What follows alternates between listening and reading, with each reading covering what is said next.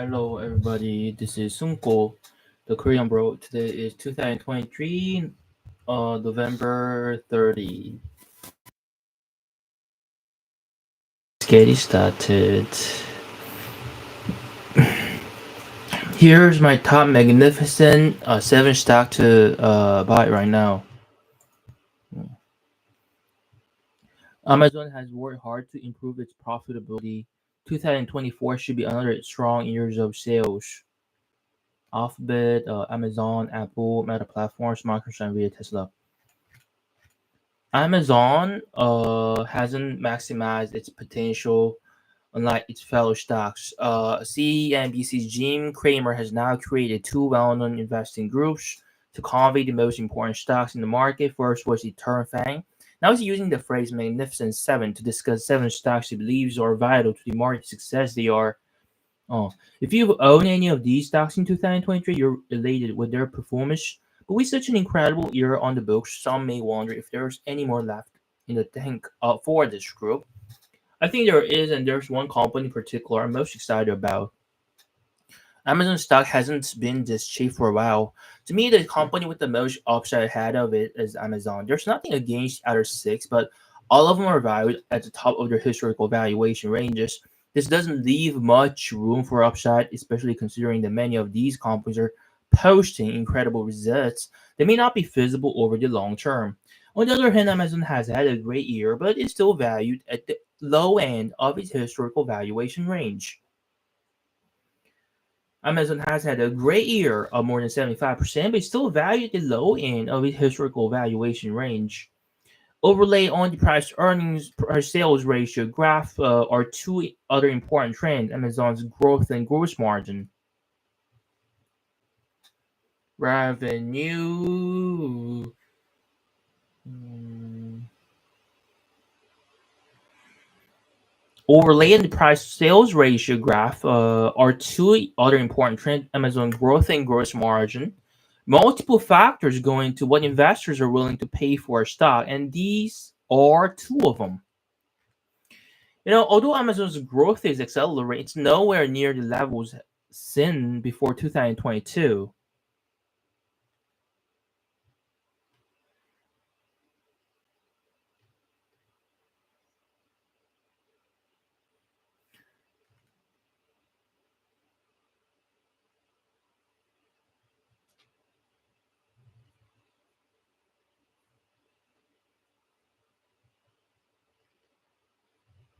This makes investors want to pay less for Amazon stock as the rapid growth isn't there. Growth is accelerating. It's nowhere near the level since seen before 2022.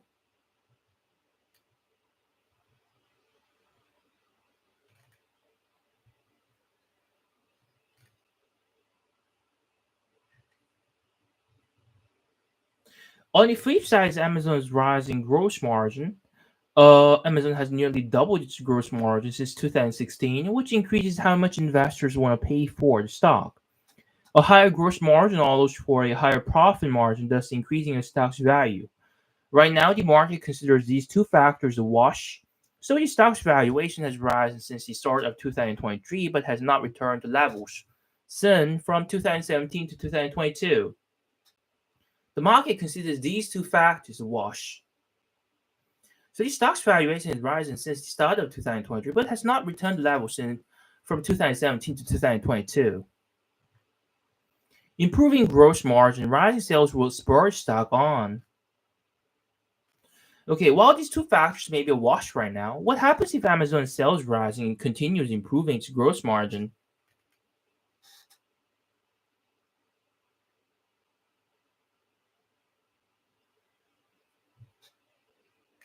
Rising gross margin, overlay the price sales ratio graph.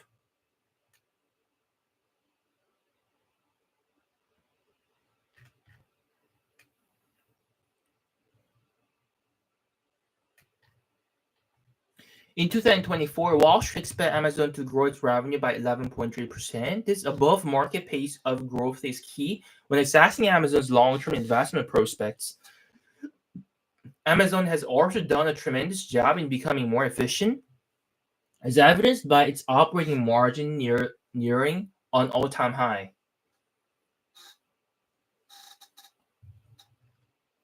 If Amazon can deliver a full year of high margins, then its profits and cash flow will be incredible.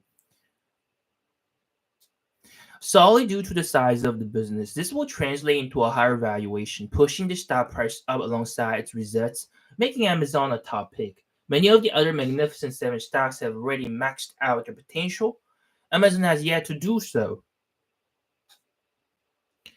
but it is on the right track. That makes it my top Magnificent Seven stock to buy right now, although others are still good investments.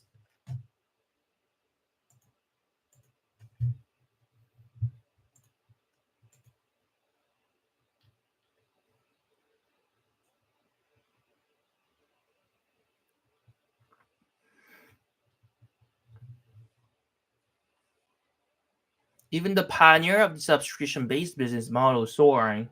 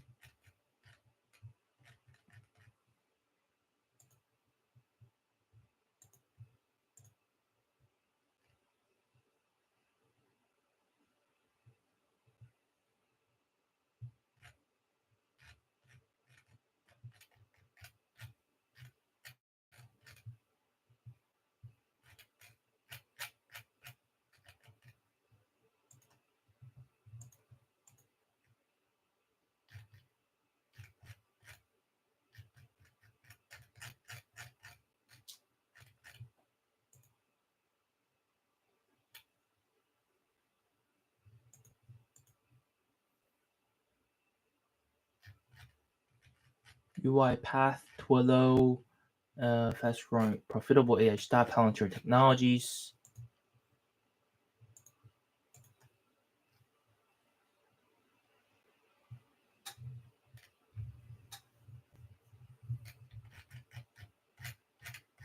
PayPal, Solar Edge.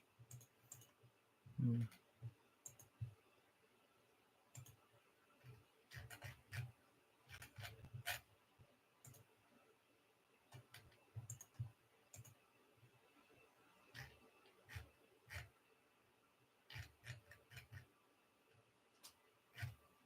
Okay, here it is. Uh, I think two more companies will join them in 2024 thanks to innovations around artificial intelligence and electric vehicles.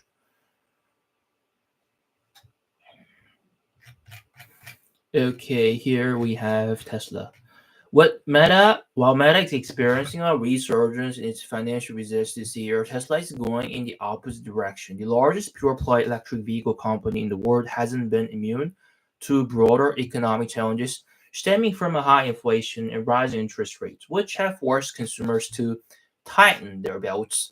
The company waged the price war against emerging competitors, from startups to legacy automakers like Ford Motor Company and General Motors who are entering the EV space. But Tesla has one major advantage. It consistently operates with the highest gross profit margin of any major car manufacturer.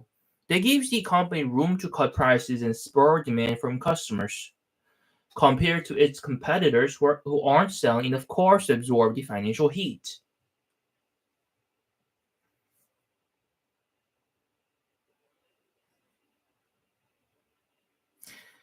Hmm.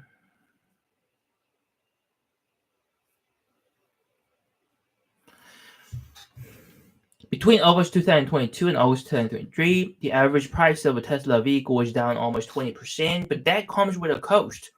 In the recent third quarter of 2023, Tesla's gross margin was 17.9%. It made less money flow to the company's bottom line. Its earnings per share sank by 44% as a result.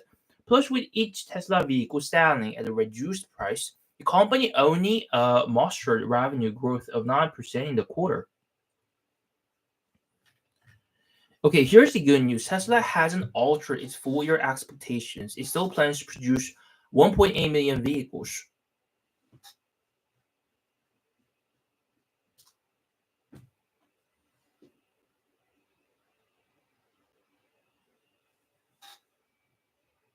It still plans to produce 1.8 million vehicles, which means the company believes the price cuts are working to buoy demand. But with Tesla's financial results sinking, how can its valuation continue to grow toward $1 trillion? Tesla is currently valued at $733 billion, which means its stock has risen to 36% in 2024. Has risen 36% in 2024 to propel the company to the $1 trillion club. Since coming public in 2010, Tesla stock has delivered a compound annual return of 50%. If the trend continues, the alone will be enough. But evidence is mounting that Tesla's price cuts are crushing its competitors, which means it could end up with a larger share of the EV market next year.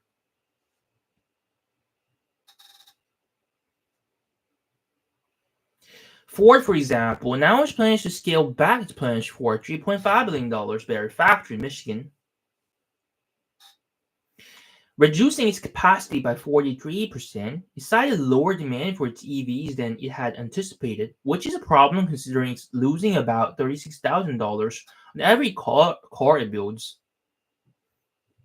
But there's an even greater opportunity looming for Tesla. The company continues to develop its fully autonomous self-driving software, which it plans to sell on a subscription basis to its customers. Plus, CEO Elon Musk is also working on plans to launch a fully autonomous ride-hailing network for Tesla owners. Over the longer term, it could be the most lucrative business in the company's history.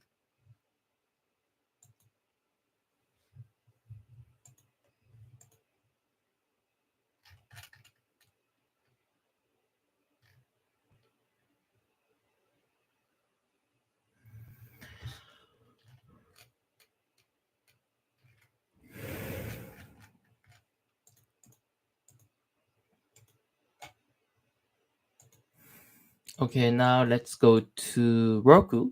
Okay.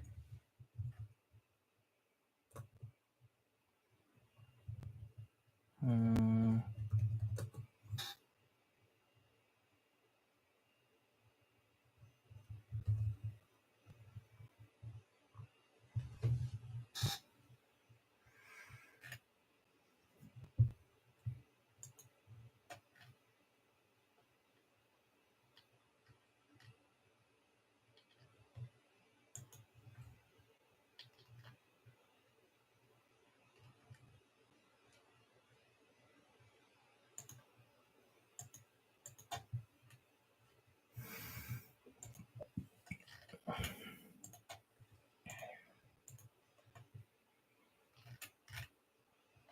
Roku is on a roll, and more gains could be in store for the streaming stock.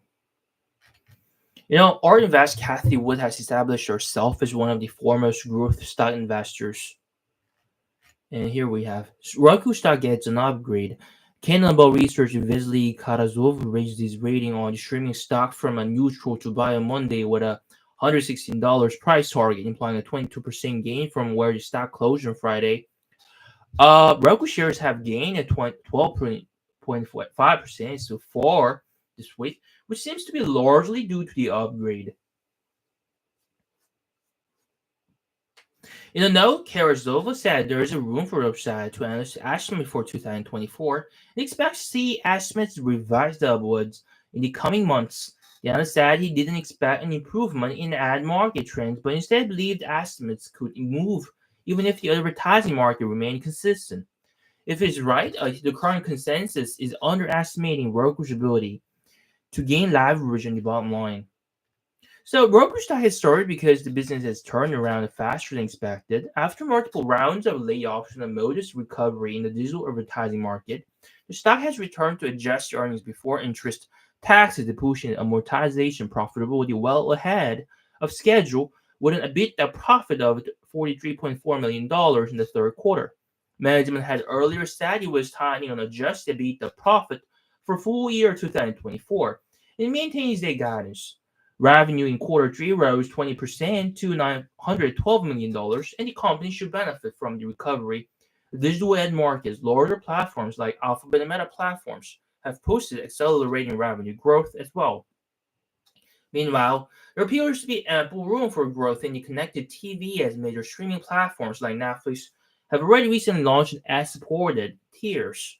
opening up more inventory and monetization opportunities for Roku.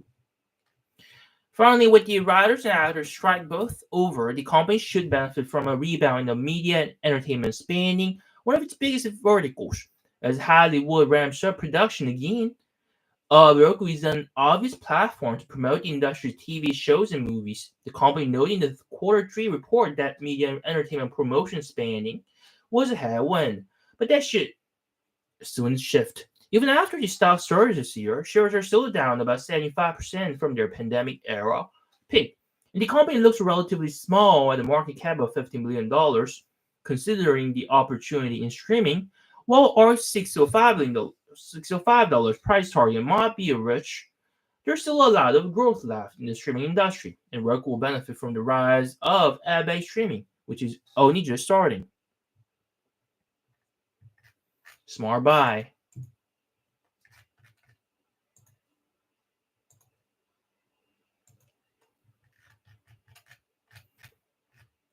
Okay, you may not see Roku as a disruptor, especially since it directly competes with some of the most valuable tech and e-commerce companies on the planet. However, Roku didn't invent the streaming video device. Its founder CEO Anthony Wood also created a digital video recorder in another lifetime. Pointing the flash first doesn't guarantee victory. Lesson we learned all too well when TiVo walked away with DVR glory. They championed a replay TV. He's making sure it doesn't come in second this time around. Roku has doubled the market share of its closest competitor when it comes to getting its operating system in smart TVs through either aftermarket devices that plug into your TV or shipping from the factory with the platform already installed. There are 75.8 million active accounts in Roku, a 16% increase over the past year. The 26.7 billion hours streamed on the platform in its latest quarter is a 22% gain. And Roku's 20% top line growth is its third straight quarter of accelerating revenue gains. The stock hit an all time high this week, topping $100 for the first time since the springtime of last year. The lack of profitability remains a problem. But with the stock still 79% below its all time 2021 high, it's must see TV for investors right now looking to buy the basket instead of the streaming service stock X.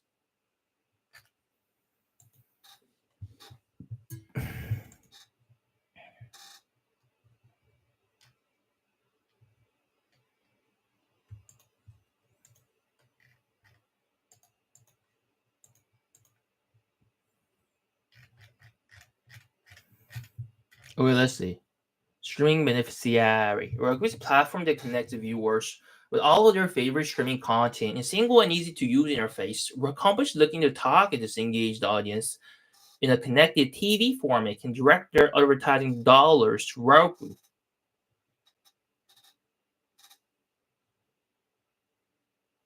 Consequently, this business is in a prime position to benefit from the growth of the overall streaming industry.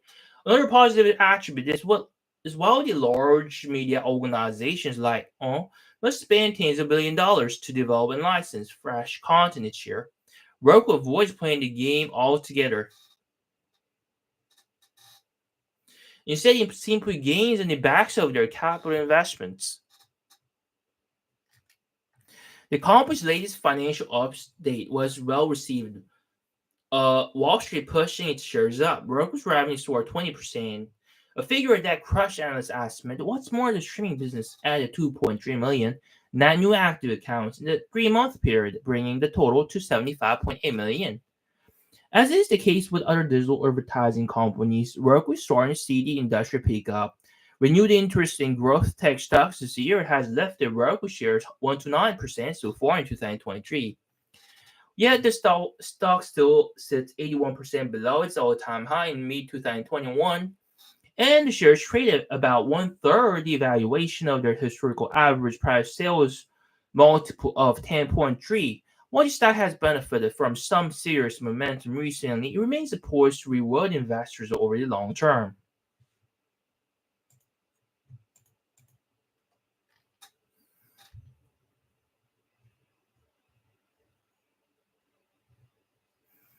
Okay, let's see what other articles we have. Shopify.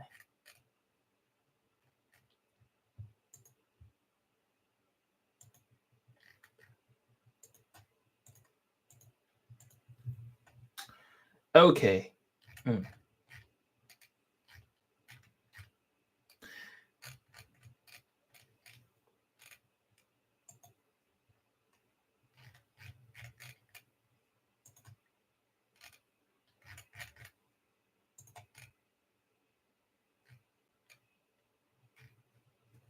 Has been on a tear this year. Its business trends are essentially the opposite of what investors saw through late 2022 as sales growth accelerate. Even as Coach declines, Shopify is winning market share and expanding e-commerce in the shade, building out its portfolio of services and booking savings as it exits the costly logistics business. Result of all these shifts will likely be a quick return to sustainable profitability following the losses that shareholders saw through most of the past year. Management is also prioritizing cash flow for the software as a service business. That trend is highly positive as well. Shopify stock isn't cheap today as its valuation close even a better diversified software giant like Microsoft. Fears of slowing consumer spending patterns might change that narrative at some point over the next year, though potentially giving investors a more attractive entry point on this rallying stock.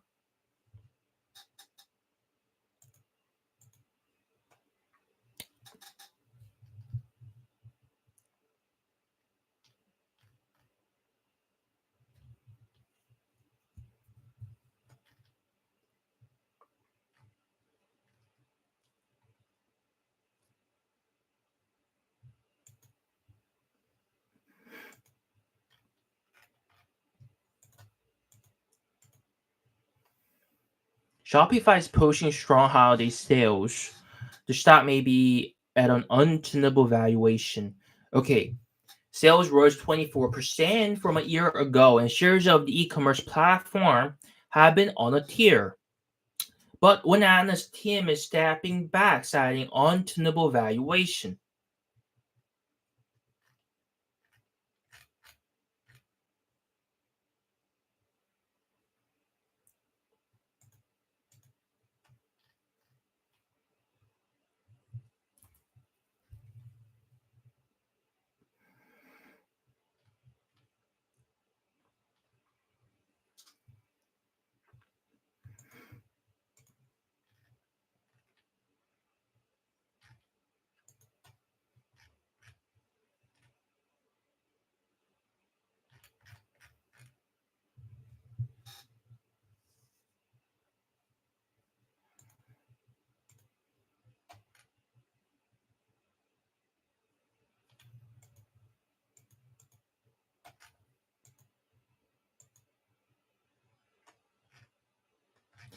What else do we have?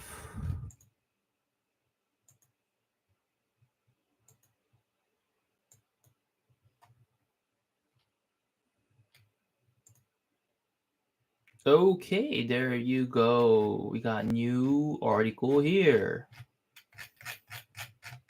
So B2B hot take, B2B is the biggest commerce opportunity of 2024.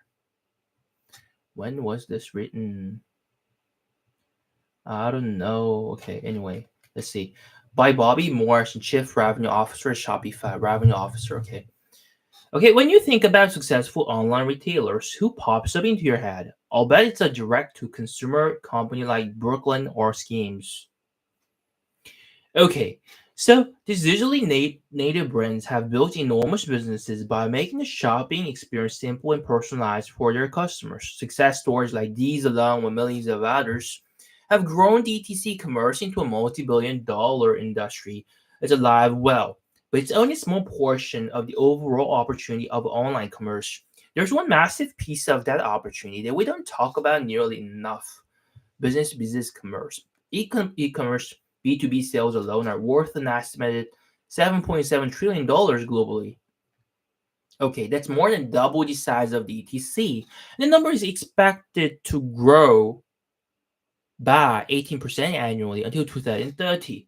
By 2025, 80% of all B2B sales are expected to occur online. I'm calling it B2B's next big opportunity space for businesses of all sizes in 2024 and beyond. You might hear that and think, that's fine, but B2B is an archaic industry with big barriers to entry, no thanks. Let's myth bust this. All of that is no longer true. Shopify is giving the B2B industry a massive makeover, modernizing and streamlining the space into something incredibly valuable for businesses of all kinds. You might hear that and think, sure, but I have no idea how to navigate the world of B2B. I'm only familiar with DTC. Here's a secret that B2B titans don't want you to know. It turns out B2B isn't all that different from DTC. Here's why. The B2B opportunity, there's no denying it. B2B used to be an e-commerce industry laggard with slow digital adoption, archaic tech, and manual processes. But this is a changing fact. When it comes to the most effective way to sell to B2B buyers, e-commerce has surpassed all other channels. The reason is simple. B2B and DTC shoppers are one and the same. You read that right. There aren't two different category of buyers. They're just people looking for good products and a great shopping experience. Millennials and Gen Z make up 64% of today's business buyers. They expect purchase experiences that reflect their personal shopping behavior. For them, buying online, whether for personal or business purposes, should be more than a transaction. It should be intuitive, seamless, and measurable, easy, making B2B as simple as DTC. Even though B2B and DTC buyers are the same, their business needs are very different. Business purchases are inherently more complicated. Various payment terms, purchase orders, wire transfers, volume pricing, seasonal catalog. It's why one third of B2B sales still happen manually. Luckily, the B2B industry is ripe for digitization, and buyers are ready to spend. McKinsey found that 35% are comfortable spending up to $500,000 on a single digital transaction. Another 15% of them will spend up to $1 million. But this new generation of B2B buyers has higher expectations from their vendors. They don't have patience for outdated technology and manual legacy solutions, and they want to keep their dissatisfaction secret. So, many companies are scrambling to modernize. Herein lies the problem. Many brands that scaled with DTC have force fed their B2B needs into the DTC model, using their old faithful tools like spreadsheets, PDFs, and mails. But when your business are buyers are making 6 or 7 digit purchases, a full fee solution is likely going to fail. So what does that look like when done well? So we expect to surpass traditional names in this space within a year. We're all in. Mark my words, you're going to see explosive opportunities and growth in B2B for whole new sectors, industries, and regions in 2024 and beyond. The space will be an incredible boon for enterprises. It will take the time to understand how to do it right.